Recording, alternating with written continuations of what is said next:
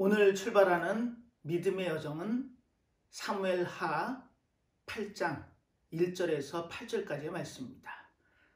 오늘의 말씀의 제목은 언약의 성취입니다. 과연 하나님께서는 이 말씀을 통해 오늘 우리에게 어떤 언약을 주시고 또 그 언약을 어떻게 이루어 가시는지, 또 믿음의 사람은 그 언약을 어떻게 받고 어떠한 삶으로 살아내는지 그 귀한 은혜의 말씀을 통해 오늘도 은혜를 받고 한 주의 삶에서 귀한 영의 양식이 우리의 삶에 넘쳐나길 간절히 바라면서 오늘 말씀을 전하도록 하겠습니다. 오늘 본문은 이렇게 시작하고 있죠. 이후에 다윗이 블레셋 사람을 쳐서 항복받고 블레셋 사람의 손에서 메덱 암마를 빼앗으니라. 이렇게 본문이 시작하고 있습니다. 우리는 지난 시간에 한 인물을 통해서 우리가 갖고 있는 선입견이 어떻게 잘못됐고 또 그 잘못된 선입견에서 하나님의 신실하고 귀한 종이 어떤 평가를 받았는지 살펴봤습니다. 그 인물은 바로 사사시대의 12번째 사사인 삼손이었죠. 이 삼손은 하나님께서 세우신 사사가 분명합니다.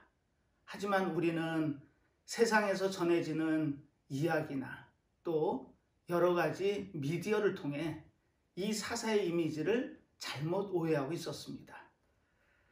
이 삼손은 기존의 패턴대로라면 이스라엘 백성들이 범죄를 하고 하나님께 죄를 범했을 때 하나님은 대적의 손을 통해 이들을 징계하시죠. 그리고 이들이 깨달아 눈물로 회개하고 간구하면 하나님은 사사를 세우셔서 이들을 구하셨습니다. 그리고 이들에게 평안을 주시죠.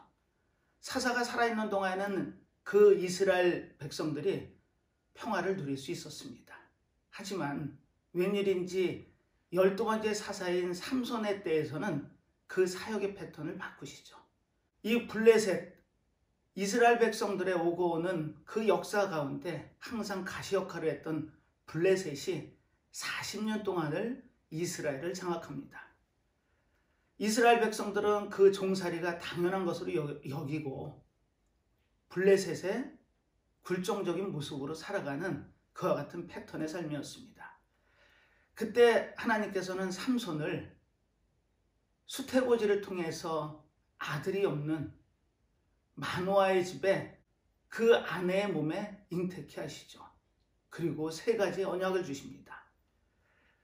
이 아들이 없는 대가 끊어진 이 집안에 아들이 있을 거고 그 아들을 난다면 하나님께 나실인으로 드리라고 명령을 하십니다. 그리고 이 나실인의 삶으로 태어난 삼손이 12번째 사사로 쓰면서 이스라엘의 구원의 시작을 한다고 지난 시간에 말씀을 드렸습니다. 이 블레셋은 출애굽을 한 이스라엘 백성들이 가나안 땅에 들어가 7족속 30일 왕을 멸할 때 그 가드를 중심으로 가사, 아스돗 몇 성을 남기죠. 바로 블레셋의 성이었습니다. 하지만 이들은 이스라엘 역사에서 어마어마한 대적으로 등장을 하죠. 그때 출애굽한 이스라엘 백성들이 가나안에 들어가서 하나님의 말씀대로 하나님의 명령대로 진멸했다면 그와 같은 일은 발생하지 않았을 겁니다. 하지만 이스라엘 백성들은 하나님의 명령에 순종하지 않고 그들이 보기에 좋은 그 일부를 남기죠. 그리고 그 일부가 40년이라는 이스라엘 통치로 다가왔던 겁니다. 그때 하나님께서는 삼손을 세우시죠. 그리고 이 삼손에게 블레셋을 멸하는 명령을 내리십니다. 자, 우리는 지난 시간에 그 역사의 현장에서 삼손이 어떻게 이 블레셋을 멸해가는지 봤습니다. 그 당시에 이스라엘에는 블레셋에 대적할 힘이 없었죠. 오히려 그들에게 복속당해서 종살이를 하는 것을 당연시 여겼습니다. 삼손이 그 블레셋인들을 도륙하고 에담 골짜기에 있을 때 3,000명이나 몰려와서 이 삼손을 붙잡아 블레셋에 넘기는 게 이스라엘의 현 주소였습니다. 이런 상황에서 과연 삼손은 하나님의 명령대로 블레셋을 어떻게 멸할 수 있었을까요? 방법은 한 가지밖에 없었습니다. 오직 그 블레셋의 안으로 들어가서 그들을 틈을 봐서 멸하는 방법밖에 없었던 겁니다. 그래서 사사기 13장 삼손의 태어남을 통해 이 땅에 12번째 사사가 쓰고 삼손이 첫 번째로 한 일이 딥나의 여인과 혼인이었습니다. 그리고 이 혼인을 빌미로 해서 틈을 봐서 블레셋을 멸하기 시작하죠. 그리고 우리는 너무나 잘 아는 것처럼 드릴라라는 한 여인에 의해서 결국엔 블레셋 사람 손에 넘겨지고 눈이 뽑히고 묶여서 맷돌을 들리는 신세로 전락했지만 이 삼손은 간절하게 하나님께 간구를 하죠. 그리고 그 간구대로 하나님은 삼손에게 힘을 돌려주십니다. 그 삼손이 블레셋을 쳤던 힘의 원천은 머리카락이 있었던 것도 아니고 삼손의 바람도 아니었고 오직 하나님의 계획과 역사였습니다. 그리고 삼손은 그들과 함께 신전을 무너뜨림으로 생의 마감을 하지만 그때 죽인 자가 살아서 죽인 자보다 훨씬 더 많았다라는 성경의 기록대로 블레셋의 모든 방백과 3,000명이 넘는 그 블레셋 사람과 마지막을 최후를 함께 할 수 있었죠. 이처럼 하나님은 모든 일을 해 가실 때 하나님의 계획대로 해 가십니다. 자, 삼손이 이 블레셋의 손에서 구원을 시작했다면 이 블레셋의 손에서 구원의 완성을 이룬 인물이 있습니다. 그 인물이 누굴까요? 바로 다윗입니다. 삼손과 다윗에는 어떤 연관점이 있을까요? 히브리서 11장, 믿음장이라고 하죠. 그 한 절을 읽고 오늘 본문을 시작하도록 하겠습니다. 32절입니다. 내가 무슨 말을 더하리요? 기드온, 바락, 삼손, 입다와 다윗과 사무엘과 및 선지자들의 일을 말하려면 내게 시간이 부족하리로다. 이렇게 기록하고 있습니다. 여기서 4명의 사사의 이름이 등장을 하죠. 거기에 삼손이 있습니다. 그리고 이스라엘 왕국의 토대를 세운 다윗 왕이 등장을 하죠. 그리고 그 옆에서 하나님의 말씀을 전했던 선지자 사무엘의 이름이 등장합니다. 사무엘 하는 바로 다윗 왕의 일대기가 기록이 되어 있죠.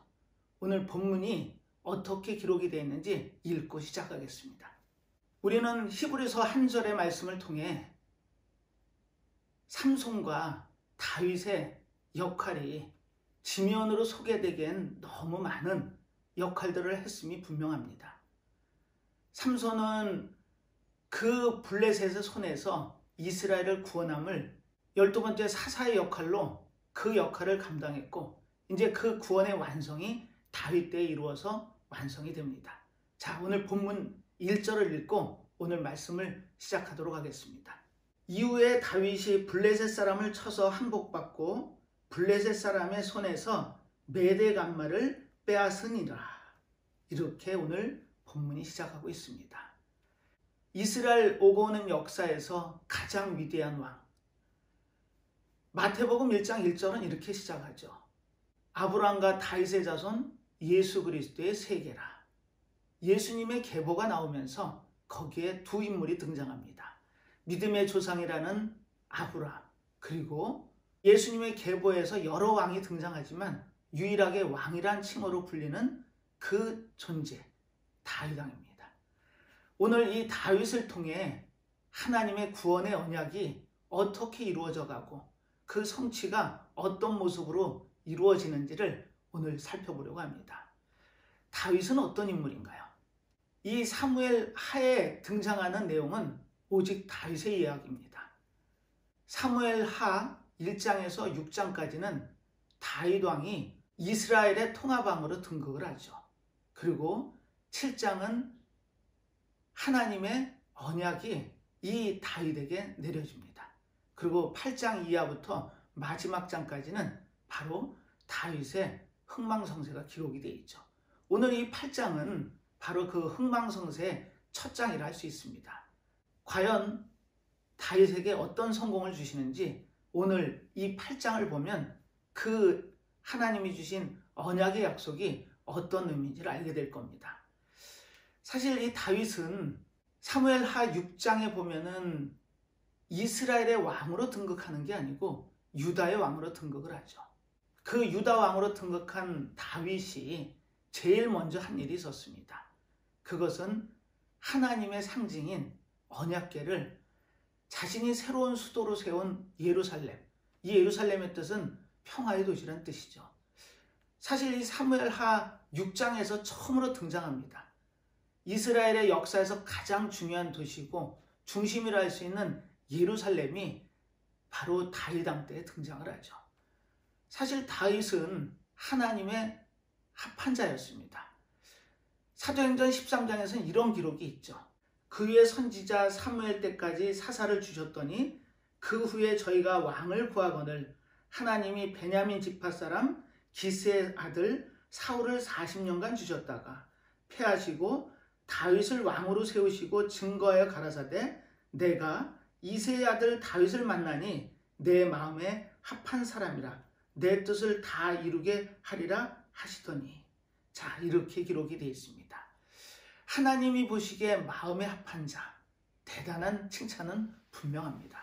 과연 다윗의 믿음이 어땠길래 이렇게 하나님은 칭찬하고 계실까요? 우리는 그 증거를 사무엘하 2장에서 확인할 수 있습니다.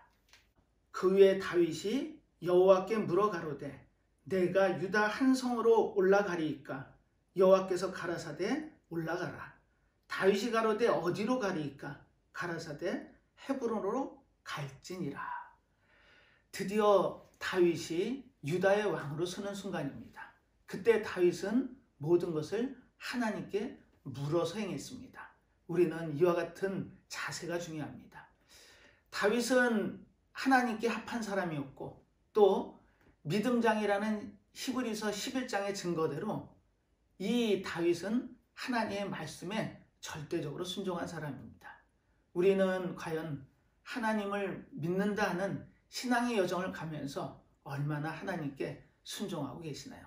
또 우리가 하는 모든 행위, 행동에 있어서 그 시작을 하나님께 묻고 시작하시나요? 우리는 이 신앙의 여정 속에 우리가 가야 할 길을 늘 하나님께 물어봐야 됩니다. 그것이 다윗이 세상에 치우치지 않고 하나님의 합한 자로 쓸 수 있는 유일한 방법이요 길이었던 겁니다. 하지만 웬일인지 사무엘하 6장에 가면 조금 모습이 바뀝니다. 이 다윗이 결과적으로 이스라엘의 통합왕으로 헤브론에서 쓰죠. 그리고 헤브론의 7년 6개월의 통치 기간을 접고 새로운 수도인 예루살렘으로 도읍을 옮깁니다. 그리고 명실상부한 이스라엘 모든 지파의 통합왕으로 등극을 하게 되죠. 그리고 이 예루살렘의 이스라엘 왕으로서의 통치가 시작되면서 마음에 걸리는 부분이 있었습니다. 그것은 하나님의 언약궤였죠. 20년 동안 이 언약궤는 역사 속에서 사라집니다. 그 이유는 이렇습니다. 블레셋과의 전투가 있었죠. 그때 4,000명이라는 이스라엘 백성들이 죽어갑니다. 그래서 이스라엘 백성들은 급히 실로에 있는 하나님의 언약궤를 모시고 와서 전쟁에 참여시키죠. 하지만 웬일인지 이번에는 3만 명이나 되는 이스라엘 백성들이 죽어갑니다. 그때 엘리 대제사장의 아들들인 홈리와 비느하스까지 전사하게 되죠. 그리고 이 언약궤가 블레셋의 손에 빼앗겨져 블레셋 진영으로 가게 됩니다. 그리고 시간이 흘러 이 블레셋 사람들은 이 하나님의 언약궤가 자신들이 도저히 제어할 수 있는 대상이 아니라는 걸 깨닫습니다. 독종이라든지 많은 어려움이 블레셋에 닥치죠. 그래서 하나님의 언약궤를 돌려보내기로 결정을 합니다. 그런데 그들이 한 방법이 좀 놀랍습니다.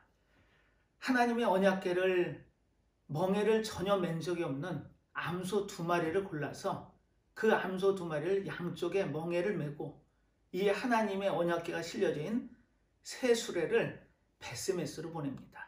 그리고 그 암소들의 송아지 2마리를 우리 안에 가두죠. 과연 이 암소들이 어디로 갔을까요?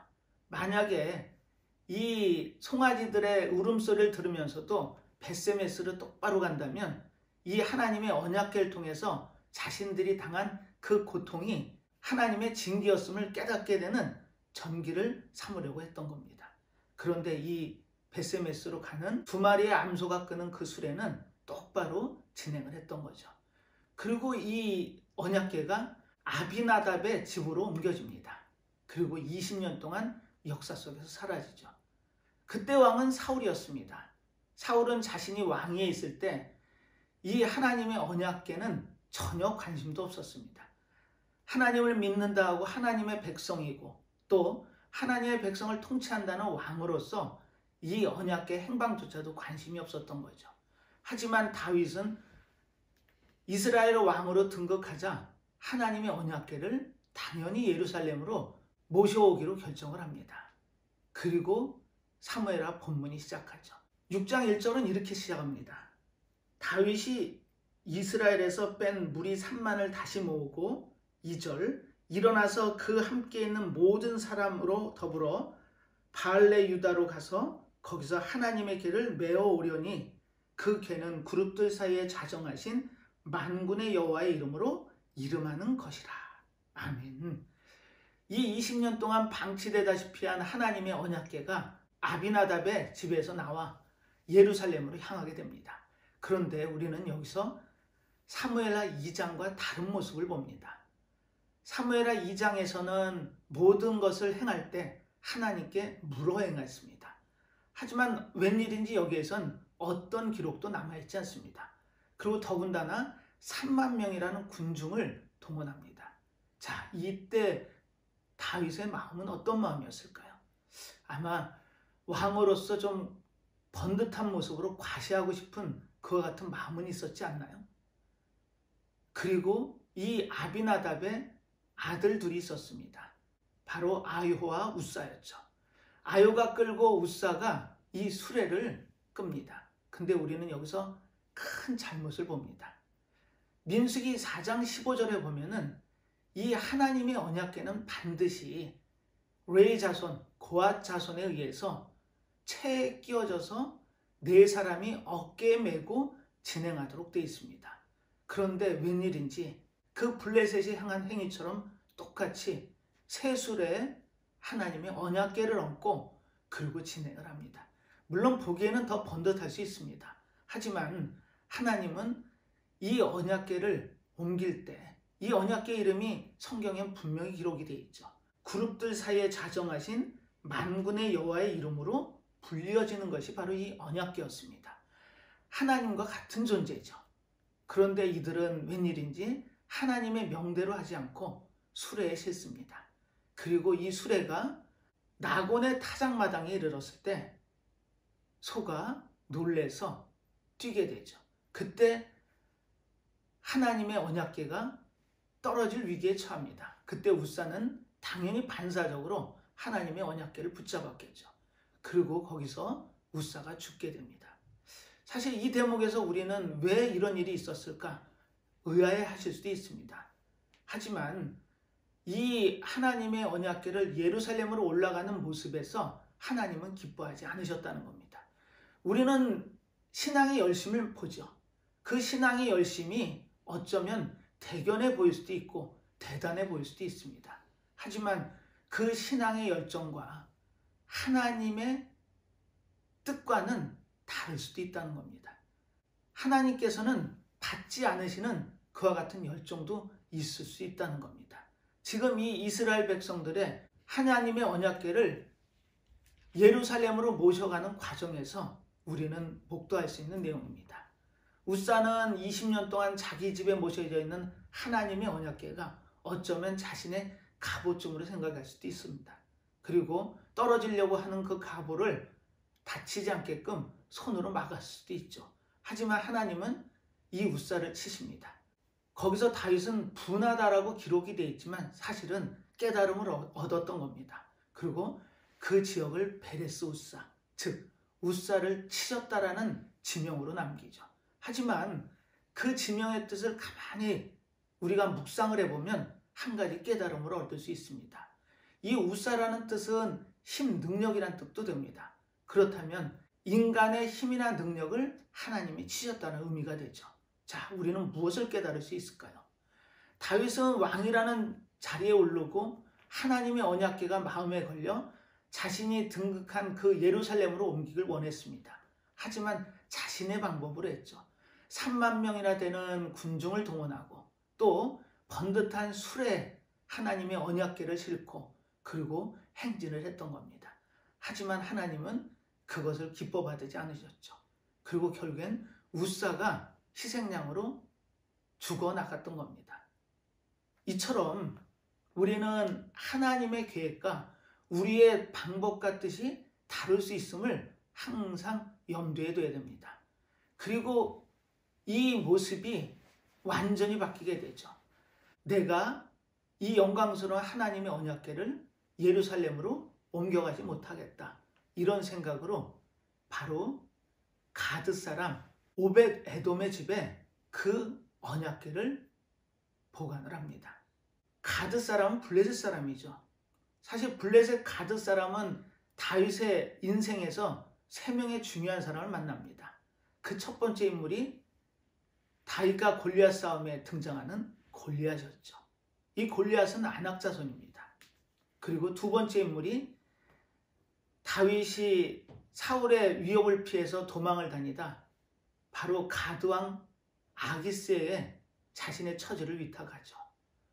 그리고 세 번째 등장인물이 가드의 이 오벳에돔입니다. 자, 오벳에돔은 의미가 어떤 의미일까요? 이 하나님의 언약궤가 가드 사람 오벳에돔의 집에 옮겨지고 3개월이라는 시간이 지납니다. 그런데 웬일인지 하나님은 이 집안을 축복하시죠. 이 이야기를 전언을 통해 다윗이 듣고 하나님이 이스라엘을 버리지 않으실 거라는 확신 가운데 다시금 이 하나님의 언약궤를 예루살렘으로 옮깁니다. 그리고 자세가 바뀌었습니다. 사무엘하 6장 16절에 보면 여호와의 궤가 다윗성으로 들어올 때에 사울의 딸 미갈이 창으로 내다보다가 다윗 왕이 여호와 앞에서 뛰놀며 춤추는 것을 보고 심중에 저를 업신 여기니라. 우리는 여기서 두 명의 인물을 확인하게 됩니다. 뛰놀며 춤추는 다윗과 그것을 업신 여기는 미갈. 미갈이 누군가요? 바로 하나님이 폐하신 사울의 딸이었습니다. 이 미갈은 정략적으로, 물론 미갈은 다윗을 사랑했다고 성경은 기록을 남깁니다. 하지만 정략적으로 다윗과 결혼하죠. 이 미갈의 모습과 다윗의 모습이 완전히 다른 모습이었습니다. 그리고 미갈은 죽을 때까지 대를 잊지 못하죠. 하나님께서는 이 사울의 가문이 미갈을 통해서 끊어지게 하셨던 겁니다. 그리고 다윗과의 사이에 자식을 주지 않으시죠. 그 의미는 하나님의 약속의 가문, 이 다윗 가문과 하나님이 폐하신 사울 가문이 엮이는 것을 하나님은 원치 않으셨습니다. 그리고 이 언약궤가 드디어 예루살렘에 도착을 하죠. 자, 여기까지는 큰 문제가 없습니다. 그런데 하나님께서는 사무엘하 7장에서 다윗의 마음을 이렇게 받으십니다. 다윗이 이런 고백을 하죠. 여호와께서 사방의 모든 대적을 파하사 왕으로 궁에 평안히 거하게 하신 때에. 자, 우리는 여기서 다윗의 마음을 읽어야 됩니다.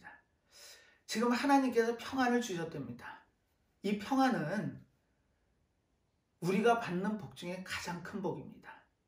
제가 말씀 중에 믿음의 성도들이 과연 나의 믿음의 현주소를 살필 수 있다면 기쁨과 소망이 있고 또 평안이 있는지를 살펴보라고 했습니다. 우리가 신앙의 여정을 가면서 우리는 이 평안의 복이 하나님이 주시는 가장 큰 복임을 기억하시기 바랍니다. 다윗은 그 어려운 과정들을 이겨내고 이스라엘의 통합왕으로 섰죠. 그리고 예루살렘에 자신의 궁을 백향목이라는 가장 좋은 재료로 궁전을 지어서 삽니다. 그때 하나님의 집이 걱정이 됐던 거죠. 그래서 2절에 이런 기록을 남깁니다.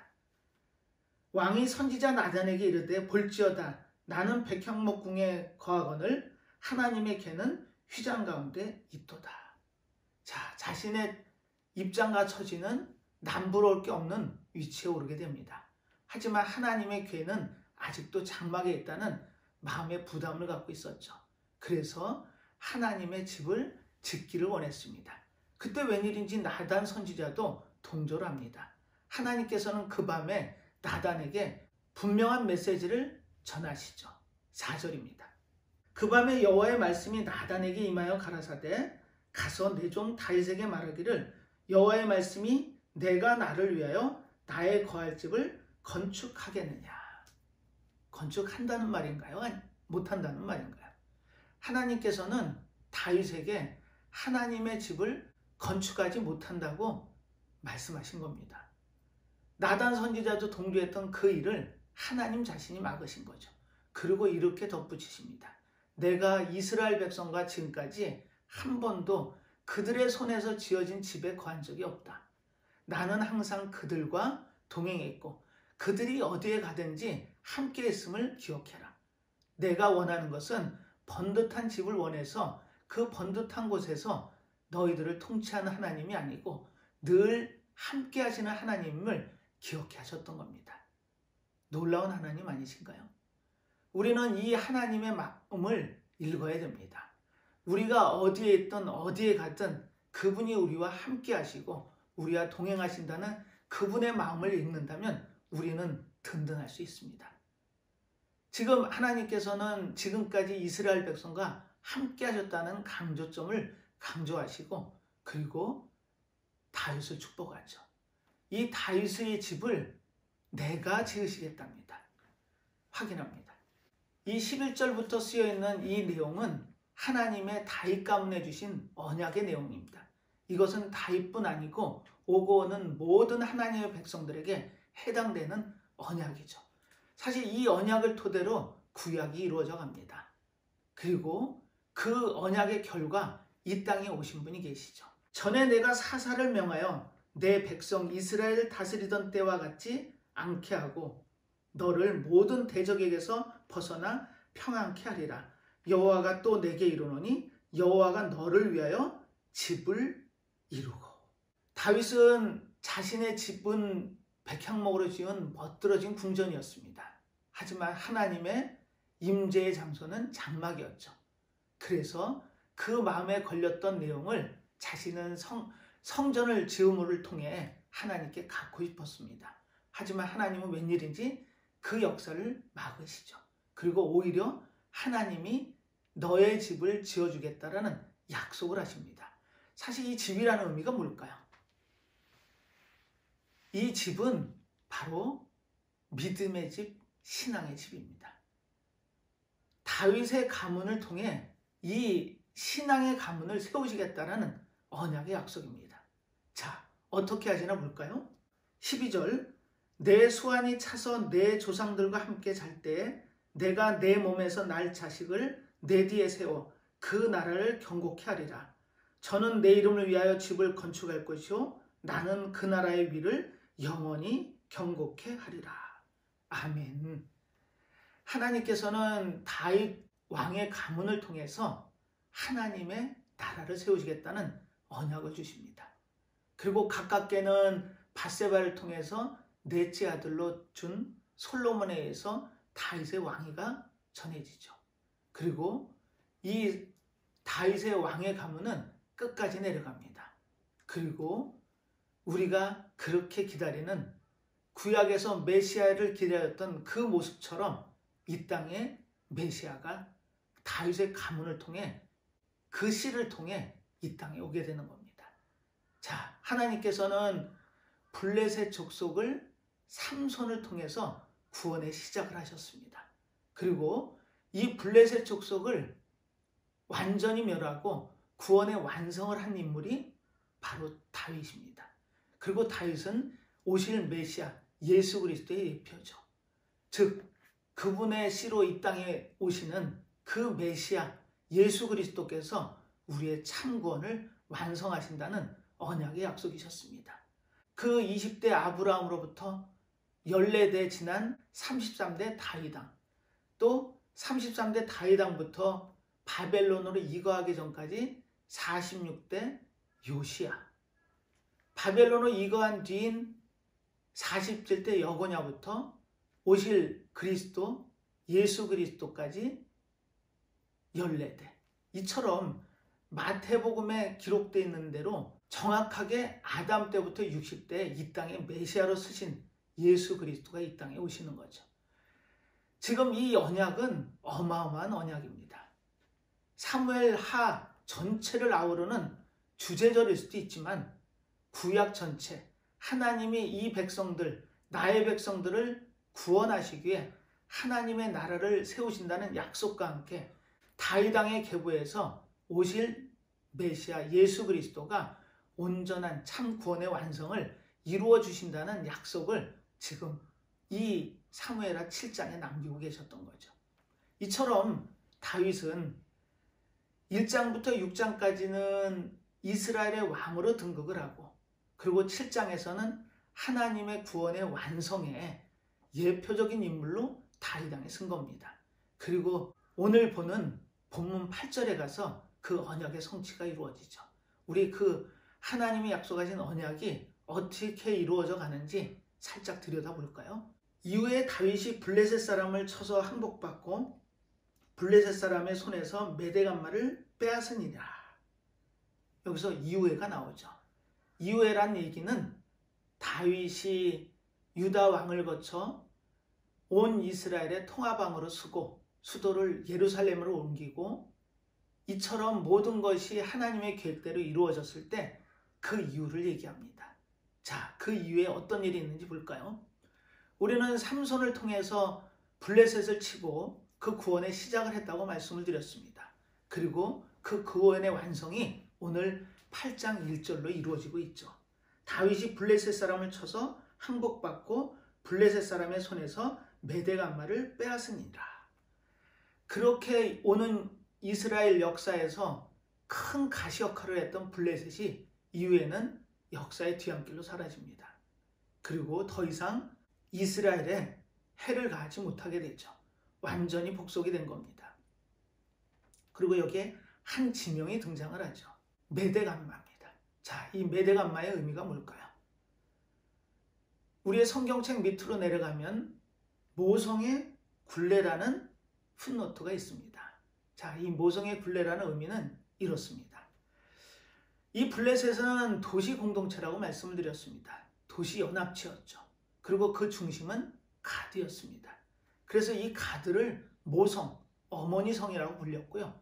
그 주위에 띠 모양으로 가사, 아스돗, 아스글론, 에글론이 이 가드를 둘러싸고 있습니다.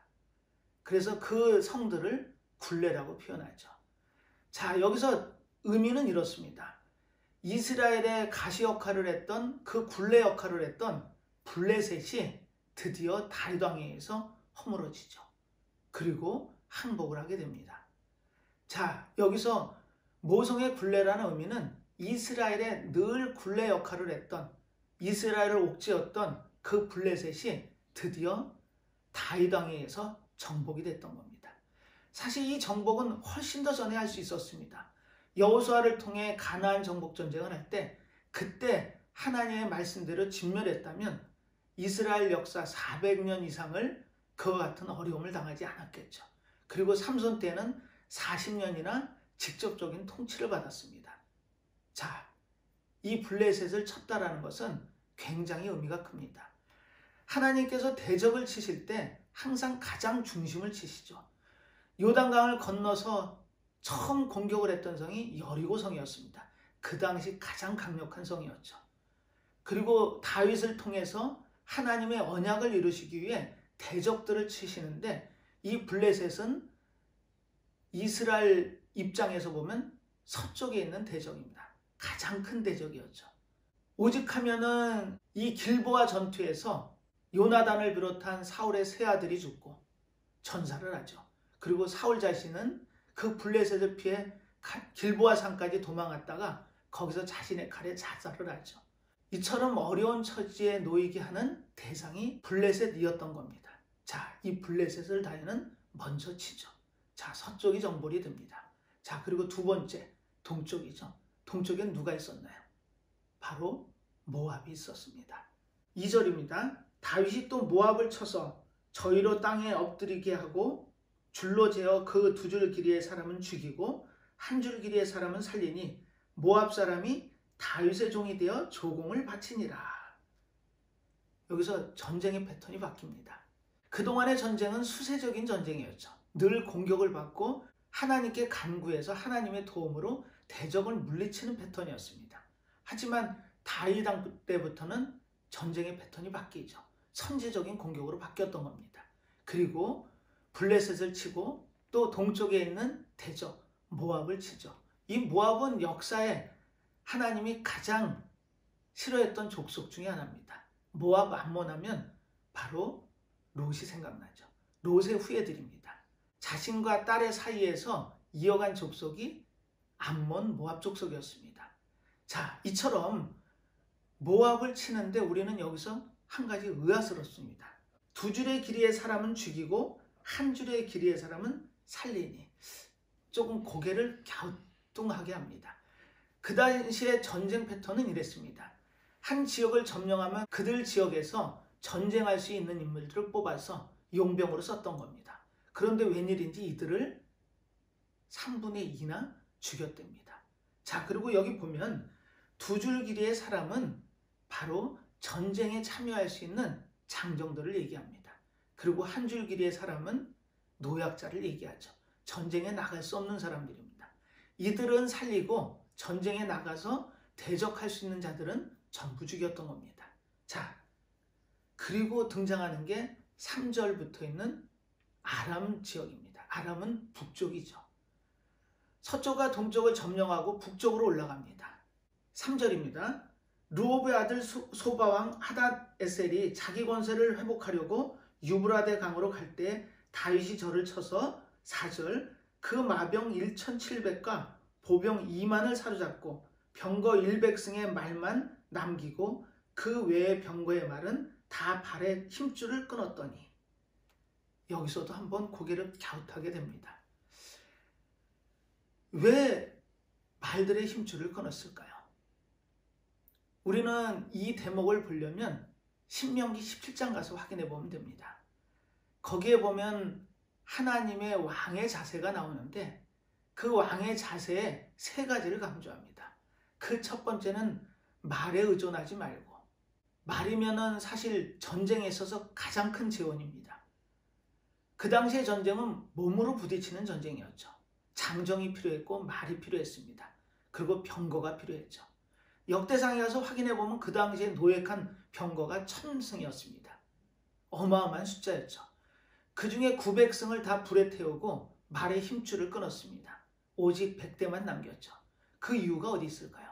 신명기 17장 16절에 보면 왕된 자는 말을 많이 두지 말 것이요.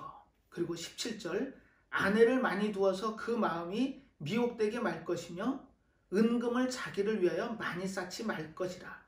바로 이스라엘 왕의 모습이어야 된다고 신명기서에 모세에 의해서 기록됐던 내용이 바로 이 내용입니다.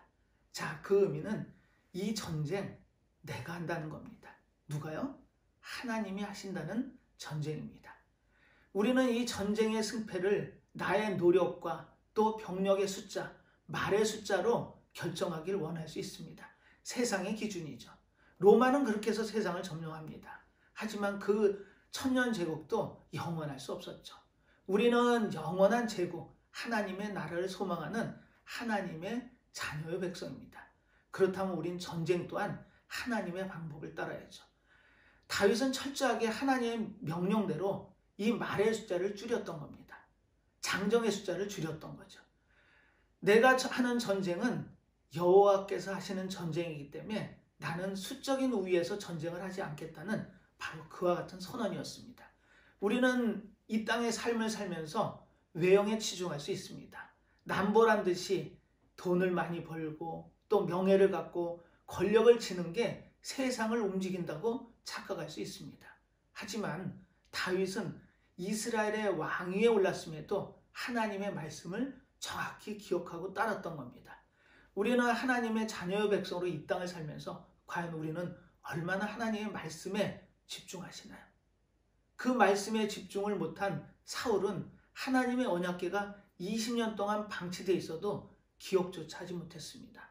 우리는 하나님을 신앙하고 하나님을 믿는다고 하면서 과연 우리는 얼마나 하나님의 말씀에 집중하고 계시나요? 오늘 이 주일 예배를 통해 하나님은 귀한 은혜의 말씀을 또 주십니다. 그리고 다윗의 모습을 통해 하나님이 어떻게 역사하시는지 그 내용을 정확히 기록으로 남기고 있죠. 오늘 본문에서 다시 마지막을 확인합니다. 자, 6절에는 굉장히 중요한 내용이 기록이 되어 있습니다. 다메섹 아람의 수비대를 두매 아람 사람이 다윗의 종이 되어 조공을 바치니라. 다윗이 어디를 가든지 여호와께서 이기게 하시니라. 그리고 14절에 보면 바로 남쪽에 대적이 있습니다. 에돔이죠. 다윗이 에돔 수비대를 두되 온 에돔의 수비대를 두니 에돔 사람이 다 다윗의 종이 되니라. 다윗이 어디를 가든지 여호와께서 이기게 하셨더라. 아멘. 어디를 가든지 이기게 하신답니다. 그리고 웬일인지 다윗은 그 많은 병력을 물리치고 또 그 많은 말을 얻었음에도 더 이상의 진군을 하지 않습니다. 그 내용이 왜 그럴까요? 바로 창세기 15장에 하나님이 주시겠다는 약속의 땅 가나안 땅의 모습이 그려지죠. 바로 북쪽으로는 큰 강 유브라데강, 남쪽으로는 애국강까지를 하나님은 이스라엘 백성의 땅으로 주셨던 겁니다. 바로 다윗은 그 많은 병력을 물리치고 어디를 가든지 승리하는 그와 같은 상황에서도 하나님의 언약의 약속의 땅까지만 진격을 했던 거죠. 유브라데와 애국강까지입니다. 그곳이 하나님이 주시겠다 한 약속의 땅이었던 거죠. 사랑하는 믿음의 성도 여러분, 오늘 하나님께서 복 주시마 약속하신 귀한 복된 주일날입니다. 이 주일날 하나님의 말씀을 통해 우리에게 언약의 성취가 무엇인지를 알려주십니다. 바로 다윗이 한 것처럼 하나님은 그 언약을 반드시 성취하시는 분임을 기억하시기 바랍니다. 그리고 그 언약이 어디까지인지를 우리는 분명히 알 필요가 있습니다.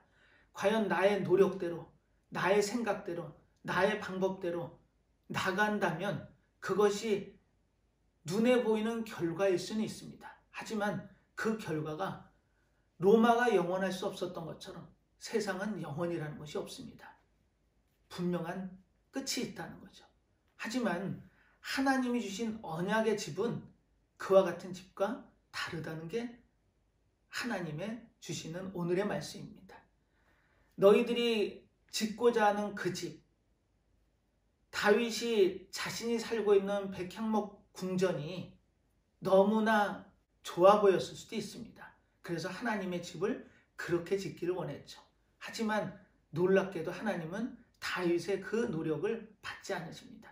그리고 이만한 대적을 칠 때마다 그 많은 전리품들이 하나님의 전 앞에 쌓이게 되죠. 그리고 그것이 쓰여서 하나님의 성전으로 섰던 겁니다. 바로 다윗의 아들 솔로몬, 하나님이 주시겠다는 그 씨를 통해서 하나님의 집이 이루어졌던 겁니다. 그 의미는 하나님이 약속하신 메시아, 이 땅에 오실 예수 그리스도를 통해 영원한 하나님의 집을 완성하시겠다는 약속을 다윗을 통해 주고 계셨던 겁니다.